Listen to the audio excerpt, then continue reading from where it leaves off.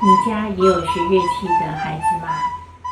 你是否也曾为了练琴的声音吵到家人或邻居而感到困扰呢？嗨，我是就音乐的创办人欧老师，今天要跟你分享3个超省预算、实用又不花大钱的隔音秘诀。你知道家里其实可以靠一些软装来吸音吗？而且立刻就能改善音场哦。厚地毯可以吸收声音，减少反射；厚重窗帘能阻挡窗户的漏音；书柜、沙发靠墙放，就像多加一层隔音墙。空旷的房间声音最会回弹，摆得越软，声音就越不会乱跑。这些都不用打耳装，大多数家庭都能马上做得到。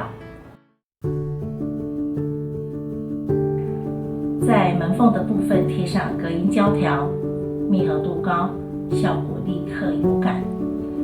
窗户如果预算够，可以换上气密窗，但没预算也 OK， 搭配厚窗帘加吸音布，也能大大改善。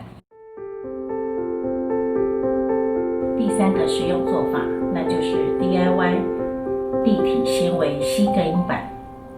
板子在网络卖场都买得到，外形好看，颜色多，还能当装饰墙。现在你所看到的画面，只是 Kenny 老师与设计师一起 DIY 的成果，像拼图一样，一块块贴上墙，是不是很专业又超有感的呢？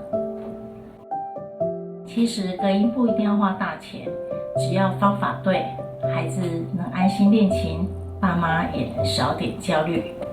希望今天所提供的这3个方法对你有所帮助。